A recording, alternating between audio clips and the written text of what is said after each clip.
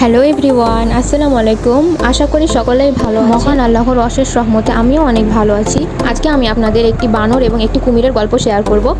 আশা করি সকলের ভালো লাগবে। তো চলুন শুরু করি। একবার একটি ছোট্ট বাচ্চা বানর একটি কুমিরের সাথে নদীর ধারে বন্ধুত্ব করলো। কুমির বানরটির সাথে প্রথমে খেলা করতে চাইলো এবং বানর বাচ্চাটিকে বলল, আমি তোমাকে নদীর ওই পারে নিয়ে যেতে চাই।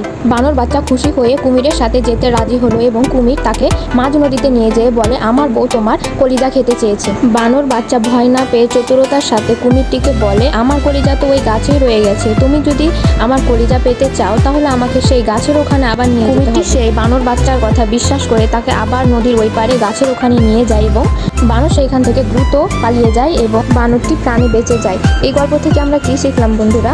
এই গল্প থেকে আমরা এটাই শিখতে পারি যে কোনো বিপদ আসলে ভয় না পেয়ে চতুরতার সাথে সেটির মোকাবেলা করতে পারলে আমরা অনেক বড় বিপদ থেকে রক্ষা পেতে পারি। তো বন্ধুরা, আমার এই গল্পটি তোমাদের কাছে কেমন লেগেছে প্লিজ কমেন্ট করে জানাতে ভুলবা না।